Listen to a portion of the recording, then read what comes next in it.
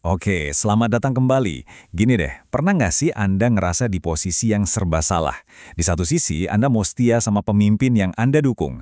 Tapi di sisi lain, hati kecil Anda tuh ngerasa ada yang nggak beres sama kebijakannya. Nah, kali ini kita bakal bedah sebuah ide yang menarik banget, yaitu soal loyalitas kritis. Ini konsep yang bisa mengubah peran kita sebagai pendukung, dari yang tadinya cuma ngikut, jadi seorang penjaga. Pertanyaan ini mungkin kena banget ya buat sebagian dari kita. Rasanya tuh kayak ada semacam kewajiban gitu buat membela. Tapi di saat yang sama, ada suara kecil di dalam diri kita yang ragu. Nah, konflik batin inilah yang sering banget dialami banyak pendukung, dan ini yang akan kita coba urai lebih dalam. Kutipan dari Evensius ini, wah, ini benar-benar menangkap intinya. Coba deh perhatikan. Ini tuh bukan datang dari kritikus atau lawan politik loh. Ini suara dari seorang pendukung sejati yang justru merasa malu karena kebijakannya nggak nyampe kebutuhan rakyat. Ini bentuk kepedulian yang paling tulus kan? Perasaan malu dan gelisah seperti yang dialami Evensius tadi sebenarnya adalah sebuah dilema besar. Dilema yang dihadapi oleh, ya, banyak banget pendukung setia di luar sana. Semacam pertarungan batin yang seringkali nggak kelihatan. Coba deh bayangin ini kayak tarik tambang di dalam diri kita. Di satu sisi ada loyalitas yang narik kita buat terus membela apapun yang terjadi. Tapi di sisi lain, ada kekecewaan yang narik kita ke arah sebaliknya, karena mungkin kebijakannya nggak sesuai janji. Nah, ketegangan inilah inti dari dilema seorang pendukung, sebuah pergulatan batin yang seringnya dipendam sendirian. Nah, kalau dilema ini nggak disikapi dengan bijak, kita bisa dengan gampang banget terperosok. Jatuh ke dalam sesuatu yang jauh lebih bahaya. Sebuah jebakan yang namanya loyalitas buta. Coba kita lihat perbandingan dua reaksi ini.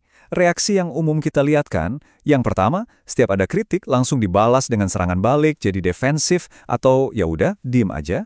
Tapi sebenarnya ada cara yang jauh lebih ideal. Bukan dengan nyerang, tapi justru dengan refleksi diri. Coba deh dipikirin, jangan-jangan ada benarnya juga kritik itu.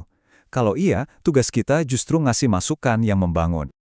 Kutipan ini benar-benar nonjok ya. Saat kita membela mati-matian tanpa berpikir kritis, sebenarnya kita tuh bukan lagi mendukung pemimpin kita justru lagi mendukung kesalahannya. Itu bukan lagi loyalitas, itu namanya pembiaran. Terus, apa dampaknya kalau para pendukung cuma diam aja? Wah, dampaknya bisa ngeri. Kemajuan jadi mandek, kesalahan kecil yang harusnya bisa diperbaiki malah diabaikan sampai jadi besar, dan yang paling parah, korupsi bisa tumbuh subur karena nggak ada yang ngawasin dari dalam. Ironis banget kan? Niatnya mau mendukung, tapi hasilnya malah merusak. Oke, terus gimana dong jalan keluarnya dari jebakan ini?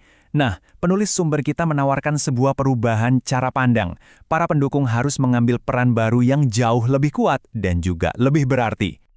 Ini dia ide besarnya. Kita menjadi seorang mitra kritis. Coba deh pikirin, ini bukan berarti jadi musuh ya, tapi lebih kayak co-pilot buat seorang pilot. Tujuannya kan sama, yaitu sampai ke destinasi dengan selamat. Nah, tugas kita sebagai mitra kritis adalah memastikan si pilot tetap di jalur yang benar, bukan cuma jadi penumpang yang pasrah dan duduk manis. Yang penting banget buat kita pahami, landasan dari peran ini tuh bukan fanatisme buta atau karena berharap dapat sesuatu. Akarnya adalah keyakinan yang tulus.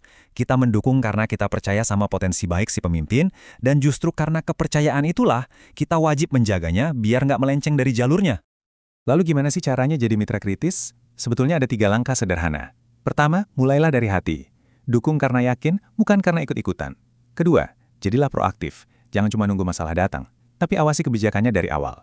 Dan yang terakhir, kalau ada yang salah, berikan kritik yang membangun, bukan sekedar nyinyir atau mencela. Nah, 3 langkah tadi, kalau dilakukan secara konsisten oleh para pendukung, itu bakal membawa kita ke tujuan utamanya.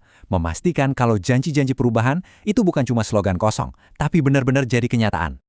Kenapa peran ini penting banget? Gini loh, kritik dari lawan politik itu kan seringnya dianggap angin lalu aja. Tapi, kritik yang datang dari pendukungnya sendiri, wah, itu punya bobot yang beda.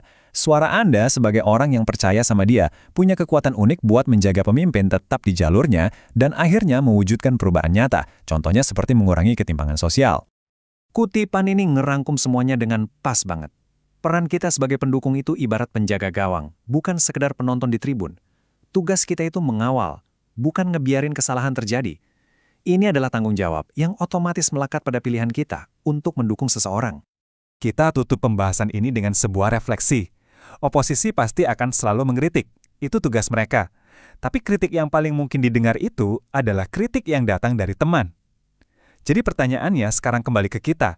Kalau bukan para pendukungnya sendiri yang menjaga, lalu siapa lagi? Coba kita renungkan bareng-bareng.